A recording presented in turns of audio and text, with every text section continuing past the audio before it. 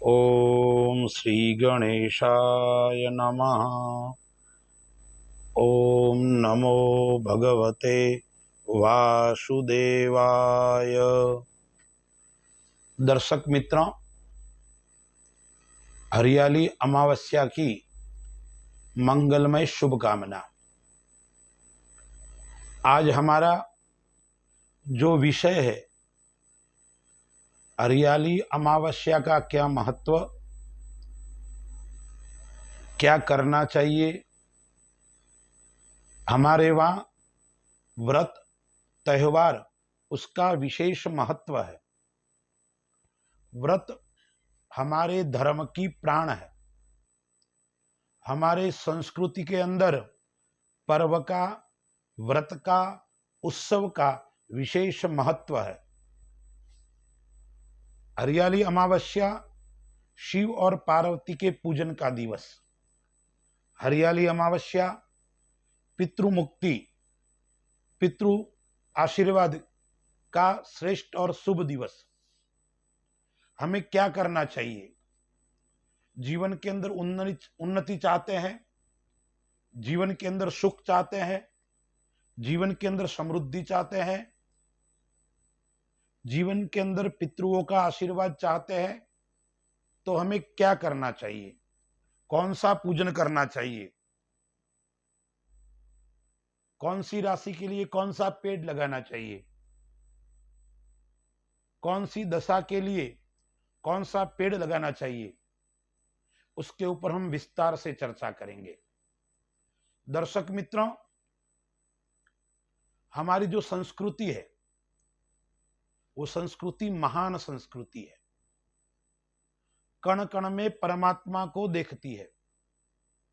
चाहे पशु हो, चाहे पक्षी हो, चाहे वृक्ष हो, चाहे मानव हो, सब में परमात्मा का वास, सर्व में परमात्मा की अनुभूति। इसलिए आपने देखा होगा, प्राणियों की रक्षा के लिए गोपाष्टमी का पर्व होता है। वनस्पति हमारा प्राण है। वनस्पति के बिना जीवन अधूरा है। इसलिए हमारे वहां आध्यात्म के साथ में हरियाली अमावस्या, पीपल पूर्णिमा, आंवला नवमी, नीम देवता, तुलसी को भी सरस्वती का, लक्ष्मी का माना गया है स्वरूप। तो कहीं न कहीं हमारे वहां चाहे मानव हो, चाहे प्राणी हो, चाहे पशु हो, चाहे पक्षी हो, सब में परमात्मा को रूप समझकर उनकी सेवा करना और उनके माध्यम से राष्ट्र, समाज और संस्कृति की रक्षा करना। हरियाली अमावस्या पर्यावरण रक्षण का दिन है। किस प्रकार से पर्यावरण की रक्षा हो सके, क्योंकि पर्यावरण के बिना जीवन के अंदर निरस्ता होती है, जीवन सार्थक नहीं कह सकते। तो संवत 2082 सन 2025 के अंदर हरियाली अमावस्या कब है? दर्शक मित्रों, श्रावण कृष्ण अमावस्या, उसको कहते हैं हरियाली अमावस्या। और इस दिन, इस वर्ष विशेष योग बन रहा है। 25 वर्षों के बाद में ऐसा महायोग बनने जा रहा है जो जीवन के अंदर नई उन्नति को प्रदान करने वाला, सुख को प्रदान करने वाला होगा। तो हरियाली अमावस्या श्रावण कृष्ण अमावस्या गुरुवार दिनांक 24 जुलाई 2025 को है। अब इस वर्ष कौन सा योग बन रहा है, महायोग, 25 वर्षों के बाद में? तो सर्वार्थ सिद्धि योग बन रहा है, जो दिन भर रहेगा। और अमृत सिद्धि योग भी, क्योंकि गुरुवार है, साथ में पुष्य नक्षत्र का संयोग हो रहा है। तो गुरु पुष्य नक्षत्र, जब गुरु और वार और पुष्य नक्षत्र का संयोग होता है, तब अमृत सिद्धि योग बनता है।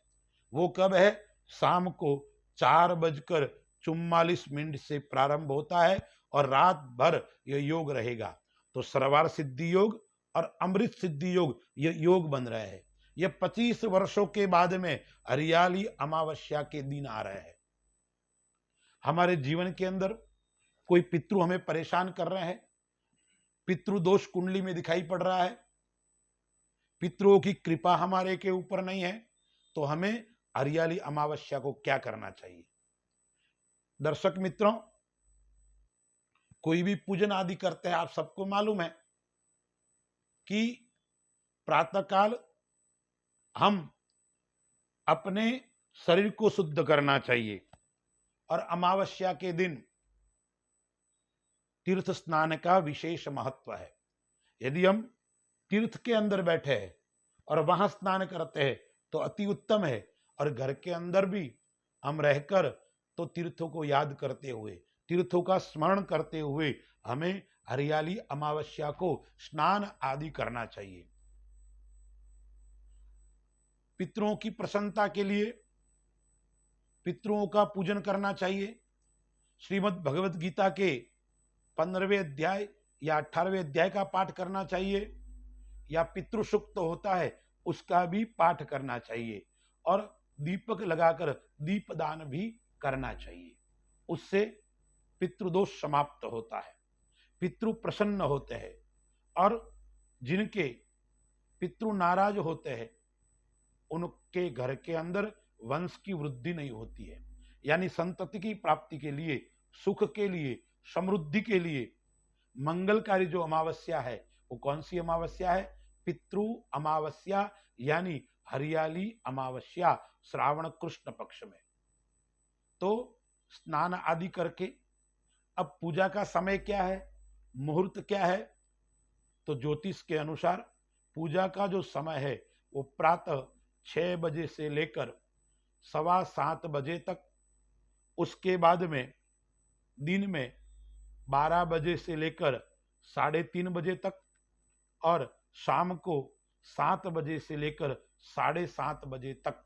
यह पितृ पूजन के लिए, अन्यान्य पूजन के लिए श्रेष्ठ और शुभ समय है। दर्शक मित्रों, पितरों की तृप्ति के लिए, पितरों के आशीर्वाद ग्रहण करने के लिए हमें उस दिन पितरों का पूजन करना है, तुलसी का पूजन करना है, पीपल का पूजन करना है। पीपल के अंदर जल चढ़ाना, दीपक लगाना, तुलसी के अंदर जल चढ़ाना, तुलसी के अंदर दीपक लगाना, यह सब करने से, और साथ में ब्राह्मणों को भोजन करवाने से, गौ माताओं की सेवा करने से, और विशेष उसके दिन महत्व रखता है। वो क्या है कि हरियाली अमावस्या को जिसके घर के अंदर पितृदोष है, जिसके घर के अंदर पितरों का आशीर्वाद नहीं है, उनको हरियाली अमावस्या के दिन पीपल का वृक्ष लगाना चाहिए। केवल एक नहीं, 3 वृक्ष लगाने से 3 प्रकार के पितृ है, सात्विक, राजसिक और तामसिक। पीपल के 3 पौधे लगाने से सात्विक पितृ, राजसी पितृ और तामसी पितृ शांत होते हैं और आशीर्वाद प्रदान करते हैं। ब्राह्मण को भोजन करवाना, पीपल के अंदर जल चढ़ाना, भगवान विष्णु को याद करना, और यदि आपको आता है तो पुरुषोक्त का पाठ करना चाहिए, या विष्णु सहस्त्र का पाठ करना चाहिए, या पितृ स्तोत्र है उसका आप पाठ कर सकते हो। इतना सब कुछ आपको नहीं आता है तो ओम नमो भगवते वासुदेवाय इस मंत्र का निरंतर जाप करते रहना चाहिए। उससे पितृदोष भी समाप्त होता है और पितरों का आशीर्वाद हमें मिलता है। तो एक तो यह मैंने आपको बताया पितृदोष की निवृत्ति के लिए। अब आइए ज्योतिष के अंदर क्या प्रभाव है हरियाली अमावस्या का। हमारे वहां प्रकृति के अंदर भी देव का निवास माना गया है, इसलिए प्रत्येक ग्रह की भिन्न भिन्न औषधि है, प्रत्येक ग्रह के अलग अलग वृक्ष भी है। यदि आपकी कुंडली के अंदर सूर्य कमजोर है, सूर्य की महादशा चल रही है, सूर्य पीड़ित है, तो आपको क्या करना चाहिए हरियाली अमावस्या के दिन? जिनकी कुंडली के अंदर सूर्य कमजोर या पीड़ित या सूर्य नीच का है या सूर्य की दशा चल रही है, उन व्यक्तियों को हरियाली अमावस्या के दिन अर्क यानी आकड़े का या मदार का वृक्ष लगाना चाहिए और उसकी देखभाल करनी चाहिए। यदि आप करोगे तो भगवान सूर्य का आशीर्वाद मिलेगा और सूर्य आपको जीवन के अंदर उन्नति प्रदान करेगा। उसके बाद में चंद्रमा, यदि आपकी कुंडली के अंदर चंद्र कमजोर है, चंद्र क्षीण है, चंद्र की महादशा चल रही है, चंद्र नीच का है, तो क्या करना चाहिए? जिनकी कुंडली के अंदर चंद्र कमजोर हो ऐसे व्यक्तियों को पलाश का वृक्ष हरियाली अमावस्या को लगाना चाहिए। मंगल ग्रह, यदि आपकी कुंडली के अंदर मंगल अनुकूल नहीं है तो आपको क्या करना चाहिए? खैर, खदीर या लाल कनेर का वृक्ष लगाना चाहिए। उससे मंगल आपका पावरफुल होगा और आपके जीवन के अंदर मंगल ही मंगल होगा। जिनका बुध कमजोर है, बुध अस्त है, बुध की दशा चल रही है, बुद्धि आपकी काम नहीं कर रही है, तो क्या करना चाहिए? हरियाली अमावस्या के दिन अपामार्ग नाम का जो वृक्ष होता है उस वृक्ष का पौधा लगाना चाहिए और उसकी देखभाल करनी चाहिए। यदि आपकी कुंडली के अंदर देवगुरु बृहस्पति अच्छी स्थिति में नहीं है तो हरियाला अमावस्या जो है उसके दिन पीपल का वृक्ष लगाना चाहिए और उसका ध्यान रखना चाहिए। शुक्र ग्रह कमजोर है तो क्या करना चाहिए? जिनका शुक्र बलवान नहीं है, कमजोर है, उनके लिए गुलर का वृक्ष लगाना चाहिए। यदि आपकी कुंडली के अंदर शनिदेव कमजोर है, शनि की दशा चल रही है, शनि से आप पीड़ित है, तो शमी वृक्ष यानी खेजड़ी का वृक्ष लगाना चाहिए। यदि आपकी कुंडली के अंदर राहु की स्थिति खराब है तो आपको दुर्वा का पालन पोषण करना चाहिए, घास दूब वो लगानी चाहिए, गार्डन है उसका आपको अच्छी तरह से देखभाल करनी चाहिए। यदि आपकी कुंडली के अंदर केतु कमजोर है तो क्या करना चाहिए? केतु को मजबूत बनाने के लिए कुश यानी दर्भ उसका आपको ध्यान रखना चाहिए और उसका आपको सेवन लगाना चाहिए और उसकी सार संभाल करनी चाहिए। अब हम विचार करते हैं 12 राशियों के ऊपर, क्योंकि यह जो पेड़ है वो विशेष कामना के लिए, विशेष फल प्राप्ति के लिए है। यदि आपकी मेष राशि है तो आपको कौन सा पेड़ लगाना चाहिए? आंवले का पेड़।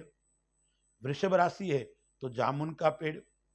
मिथुन राशि है तो चंपा या आम का पेड़ लगाना चाहिए। कर्क राशि है तो पीपल या सफेद चंदन का पेड़ लगाना चाहिए। सिंह राशि है तो बड़, बरगद या अशोक का पेड़ लगाना चाहिए। कन्या राशि है आपकी तो बिल्व पत्र या नीम का पेड़ लगाना चाहिए। तुला राशि है तो अर्जुन का पेड़ या इमली का पेड़ लगाना चाहिए। वृश्चिक राशि है तो नारियल या नीम का पेड़ लगाना चाहिए।